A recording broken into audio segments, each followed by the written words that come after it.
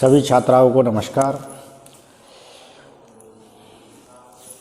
आपका एक यूनिट आपकी लगभग पूरी हो चुकी थी, साथ ही दूसरी यूनिट के भी काफ़ी चैप्टर आपके इससे पहले वीडियो में हो चुके हैं, लेकिन एक्चुअली यूनिवर्सिटी से अभी तुम्हारा सिलेबस नहीं आया है, तो ये भी पता नहीं लग रहा है कि कौन सा कोर्स आपके इसमें रहने वाला है, कौन सा हटने वाला है या कब तक कॉलेज खुलने वाले हैं। तो कोविड-19 अभी पूरी अपनी क्षमता पर चल रहा है, तो कोशिश करें आप उससे बचे रहे और स्वस्थ रहे, मस्त रहे। अभी जो आपका लेसन मैं आज आपको पढ़ाने वाला हूँ वो आपकी 4th यूनिट का पहला चैप्टर है और 4th यूनिट का नाम है आपका ओशियनोग्राफी। फिजिकल ज्योग्राफी में ओशियनोग्राफी है समुद्र विज्ञान। समुद्र विज्ञान की यदि हम बातें करें तो समुद्र एक अथाह भंडार है। जैसा कि हमें विदित है कि 7 महाद्वीप और 5 महासागर पूरी पृथ्वी पर स्थित है। 5 महासागरों में आपके मुख्यतः प्रशांत महासागर, अंध महासागर और हिंद महासागर का नाम आता है। दोनों ध्रुवों के जो महासागर है वो इतने ज़्यादा पॉपुलर नहीं है, लेकिन मुख्यतः यदि हम बातें करें तो ये 3 महासागरों की ये संपूर्ण पृथ्वी पर फैले हुए हैं और इनसे संबंधित ही हमारा समुद्र विज्ञान यहाँ पर चलता है। तो प्रशांत महासागर की यदि हम बातें करें तो जैसे हमारे यदि एक आंकड़ा लिया जाए संपूर्ण पृथ्वी का, तो लगभग 50 करोड़ वर्ग किलोमीटर क्षेत्र में संपूर्ण पृथ्वी फैली हुई है। 50 करोड़ वर्ग किलोमीटर क्षेत्र में संपूर्ण पृथ्वी का भाग है। और यदि हम इसमें से लगभग यदि प्रशांत महासागर की बातें करेंगे तो प्रशांत महासागर लगभग 16 करोड़ वर्ग किलोमीटर क्षेत्र में फैला हुआ है, तो 16 करोड़ का यदि हम बातें करें 50 में, लगभग 1/3 भाग में, पृथ्वी के 1/3 भाग में, संपूर्ण पृथ्वी के 1/3 भाग में प्रशांत महासागर की स्थिति बनी हुई है। साथ ही हम अंध महासागर की बातें करें सेकंड नंबर पर, यह लगभग 8 करोड़ वर्ग किलोमीटर क्षेत्र में फैला हुआ है। और आप प्रशांत या हिंद महासागर की बातें करें तो ये लगभग 15 करोड़ यानी 7 करोड़ वर्ग किलोमीटर क्षेत्र में फैला हुआ है। यदि हम पूरे बातें करें तो 31 करोड़ या 32 करोड़ वर्ग किलोमीटर क्षेत्र में तीनों महासागर फैले हुए हैं, जो कि संपूर्ण पृथ्वी का लगभग यदि बातें करें 5 महासागरों की तो 71% भाग में आपके जलीय भाग फैला हुआ है और 29% भाग में आपका स्थल भाग स्थित है। 71% भाग में आपका जल भाग है और जबकि आपके 29% भाग में आपका स्थल मंडल है। यहाँ तक आपके समझ में आया? मैंने बताया था आपको कि पृथ्वी का जो औसत वर्ग किलोमीटर क्षेत्रफल है वो 50 करोड़ वर्ग किलोमीटर है। वैसे अलग अलग आंकड़े आएंगे, 50.995 वर्ग किलोमीटर क्षेत्र में है ये आता है, लेकिन हमने औसत रूप से लिया है 50। तो 50 करोड़ वर्ग किलोमीटर क्षेत्र में आपकी संपूर्ण पृथ्वी का क्षेत्रफल है। उसका 71% भाग आपका जलीय भाग का है, 29% आपका स्थल मंडल का है। प्रशांत महासागर का 16 करोड़ वर्ग किलोमीटर है, जो कि लगभग 1/3 भाग में आता है। इसके साथ ही 1/3 भाग में ही आपके ये आते हैं, तो हम बता सकते हैं कि 66% भाग में मात्र 3 महासागर आ रहे हैं, प्रशांत महासागर, अंध महासागर और हिंद महासागर। प्रशांत महासागर की स्थिति आप देखते हैं इधर भी आती है, इधर भी आती है और ये इस प्रकार से फैला हुआ है। अंध महासागर इस प्रकार में यहाँ पर है और हिंद महासागर आपका इस प्रकार से फैला हुआ है। तो ये आपका पूरा भाग आपका किससे बना हुआ है? जलीय भाग से बना हुआ है। स्थल भाग की यदि हम बातें करें तो बहुत ही कम भाग है स्थल भाग का, 29% भाग मात्र स्थल भाग का है। उसमें से भी यदि हम बातें करें स्थल मंडल में से भी आपके जैसे सागर है, नदियां है, झील है, ग्लेशियर है, तालाब है, नलकूप है या भूमिगत जल है, भूमिगत जल है, ये सब टोटल अभी इसमें सम्मिलित है, किसमें 29% में। ये भाग में से भी यदि हम बातें करें तो रहने योग्य जो भूमि है मात्र आपके जो पास में रहती है वो 14% ही रहती है। तो रहने योग्य भूमि हमारे पास बहुत कम है और इसलिए हम मान सकते हैं कि जो समुद्र विज्ञान है वो अथाह है, बहुत बड़ा है और इससे संबंधित बातें आप कितनी भी करें तो भी ये पूरी नहीं हो सकती। तो हमारा जो लेसन चल रहा है वो चल रहा है आपका समुद्र विज्ञान, ओशियनोग्राफी।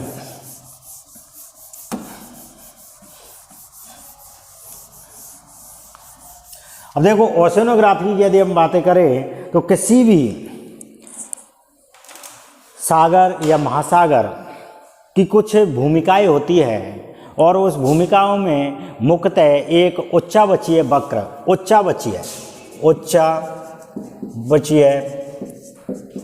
वक्र बनता है और वो उच्चावचीय वक्र ये बताता है कि किस महासागर यानी पूरी पृथ्वी का स्थिति क्या है और कौन कौन से भाग में आपका ये समुद्र विज्ञान बटा हुआ है। तो अभी एक ग्राफ में आपके सामने बना रहा हूँ, वो आप देखें।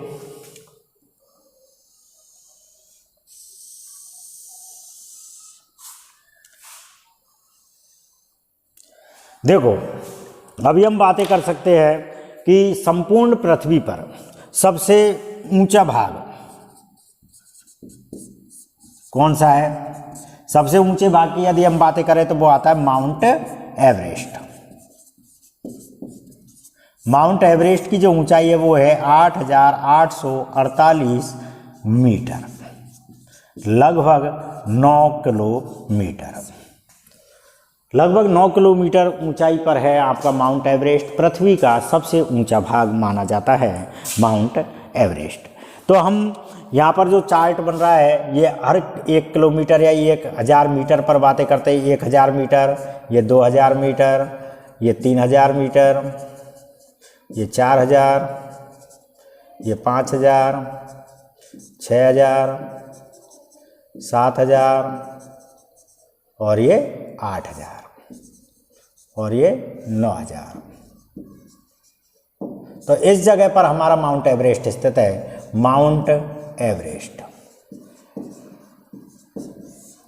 पृथ्वी का सबसे ऊपरी भाग। सबसे ऊपरी भाग ये आपके किसको बता रही है, हाइट को, मतलब ऊंचाई को बताएगा ये भाग आपका, और ये भाग बताएगा आपका गहराई को। ऊंचाई से गहराई की ओर हम यहाँ पर चल रहे हैं, ऊंचाई और गहराई की ओर चल रहे हैं। दो चार्ट यहाँ पर बन रहे हैं, एक तो ऊंचाई वाला चार्ट बनेगा और एक गहराई वाला चार्ट यहाँ पर बनेगा। तो ये हाइट वाला चार्ट है और ये आपका गहराई वाला चार्ट है। तो ऊंचाई वाले चार्ट में हमने देख लिया है कि पृथ्वी का सबसे ऊपरी भाग आपका माउंट एवरेस्ट है, ये जो 8,848 मीटर ऊंचाई पर स्थित है। अब आपका दूसरा क्वेश्चन आता है कि सबसे गहरा स्थान कौन सा है पूरी पृथ्वी का। तो एक तो बात आपको, जब पृथ्वी की आपने आंतरिक भाग पढ़ा था तो उस समय हमने बताया था स्वेस या अभिनव के अनुसार कि पृथ्वी लगभग आपकी 6330 किलोमीटर गहरी है, लेकिन वो गहराई किसी ने देखी नहीं है, ना ही किसी को पता है। लेकिन यदि हम पृथ्वी का गहरा भाग देखे थे तो वो आता है आपका चैलेंजर गर्त। चैलेंजर गर्त जैसे हम मेरियाना गर्त के नाम से भी जानते हैं, मेरियाना गर्त। और चैलेंजर गर्त या मेरियाना गर्त की जो गहराई है वो 11,033 मीटर गहरा है।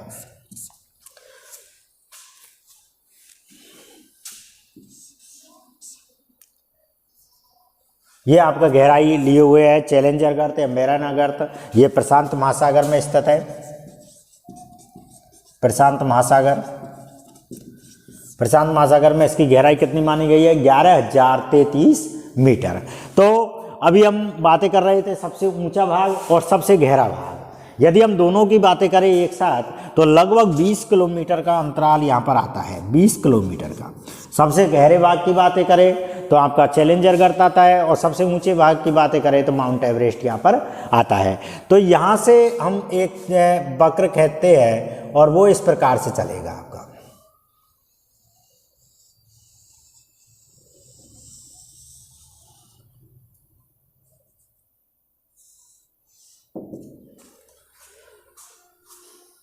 अब देखो, तो जो आप कभी रेलवे स्टेशन या किसी और जगह पे जाते हो तो वहाँ पर आपको दिखाई देता है समुद्र तल से ऊंचाई कितनी है, या कोई भी जगह आप देखते हो तो वो समुद्र तल से आपकी गहराई या ऊंचाई को बताता है वो क्षेत्र। तो जैसे हिंडौन के रेलवे स्टेशन पर ही चले जाओ, आपको 400 मीटर ऊंचाई पर दिखाई देगा आपका रेलवे स्टेशन गहरा, यानी समुद्र तल से। समुद्र तल ये है, ये जो खींचा है ये समुद्र तल है, समुद्र तल। और एक दूसरा तल और आता है जो ज्वार भाटा का आता है, टाइड्स का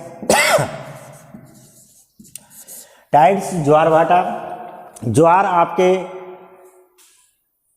आते हैं और जो भाटा है वो वापस समुद्र की ओर चले जाते हैं। तो इस जगह का एक लेवल आ जाता है जो ज्वार सबसे ऊंचे स्थान पर आते हैं और नहीं आते हैं, तो वो जगह आपकी यहाँ पर चिन्हित कर दी गई है। जो इसके नीचे का भाग है ये पूरा जलीय भाग है,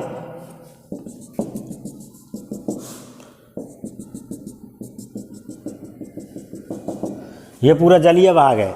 अब ये आपकी लेयर है जहाँ पर टाइड्स आ रहे हैं, यहाँ पर टाइड्स आ रहे हैं, ज्वार भाटा यहाँ पर आ रहे हैं, तो ये समुद्र का तल है। यानी जो समुद्र आप देख रहे हो उसका जो ऊपरी लेवल है वो समुद्र का तल कहलाता है, समुद्र तल।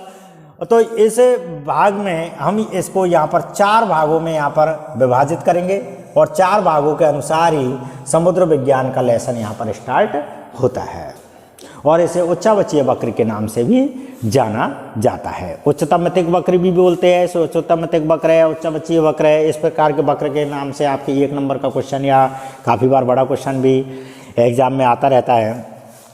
तो एक तो होता है आपका इस जगह पर मग्न तट, जैसे बोलते हैं महाद्वीपीय मग्न तट। इस जगह से अब यहाँ पर ये आपकी ये गहराई आती है और इसको बोलते हैं, जैसे आप समुद्र पर गए हो कभी बार घूमने, तुम्हारा मौका नहीं लगा हो तो कभी लगेगा भविष्य में, तो उस जगह पर आप जब कभी जाओगे तो समुद्र का एक स्तर रहेगा, उसको बीच कहते हैं। बीच मतलब तट, उस जगह पर लोग हाथों में हाथ लेके घूमते रहते हैं इधर उधर, तो वो तट होता है, उसे बोलते हैं मग्न तट। और उसके बाद आप जैसे जैसे समुद्र की ओर जाओगे तो एकदम गहरी खाई आएगी, एकदम गहरी खाई आएगी, और उसे बोलते हैं मग्न ढाल, उसे बोलते हैं महाद्वीपीय मग्न ढाल। तो यहाँ पर 2 बातें हो गई, एक जो लेवल है जो बीच का कार्य कर रहा है, जो स्थल मंडल और जल मंडल को जोड़ने का कार्य कर रहा है, हटाने का कार्य कर रहा है, उसे बोलते हैं मग्न तट। जिस तट पर लोग बाग पर्यटक पॉइंट के रूप में घूमने फिरने जाते हैं, और वो जगह होती है मग्न तट। उसके बाद जो दूसरा भाग समुद्रीय भाग का आता है वो आता है मग्न ढाल, जहाँ पर एकदम गहरी खाई होती है। ये गहरी खाई आपकी 3 डिग्री से लेकर 5 डिग्री ढाल की हो सकती है, ठीक है। और जो तीसरा भाग आता है, जैसे ही आप समुद्र के अंदर प्रवेश करोगे, समुद्र के अंदर जाने के बाद जैसे हमारे पृथ्वी पर सर्वाधिक भाग मैदानी भाग का होता है, मैदानी भाग का होता है, उसी प्रकार समुद्र में भी एक मैदानी भाग होता है, जैसे बोलते हैं महासागरीय मैदान। ये जो पूरा भाग है ये मैदानी भाग है, महासागरीय मैदान। और जो चौथा भाग आएगा वो आएगा आपका महासागरीय गर्त का। जो गर्त आपको पता ही है, चैलेंजर गर्त या मेरियाना गर्त के नाम से जानते हैं। ऐसे हजारों की संख्या में गर्त है, और ये सबसे ज़्यादा गर्त आपके पाए जाते हैं प्रशांत महासागर में उसके से कम अंध महासागर में, सबसे कम हिंद महासागर में। लगभग तीनों का क्रम आपके काफ़ी बार पूछ लिया जाता है। सबसे अधिक गर्त कौन से उसमें पाए जाते हैं, चैलेंजर गर्त कहाँ पाया जाता है, मेरियाना गर्त कहाँ पाया जाता है, नरेश गर्त कहाँ पाया जाता है, सैंडविच गर्त कहाँ पाया जाता है, मोरोनोरा गर्त कहाँ पाया जाता है। बहुत से गर्त है, सुंडा गर्त है। तो इस प्रकार से रोमांच से गर्त है ये गर्त यहाँ पर आते हैं। तो यहाँ पर 4 भागों में हमने इसको विभाजित यहाँ पर कर दिया है। 4 भाग आपके कौन कौन से हुए ये आप वापस से एक बार देखें। पहला है आपका महाद्वीपीय मग्न तट, दूसरा महाद्वीपीय मग्न ढाल, तीसरा है आपका महासागरीय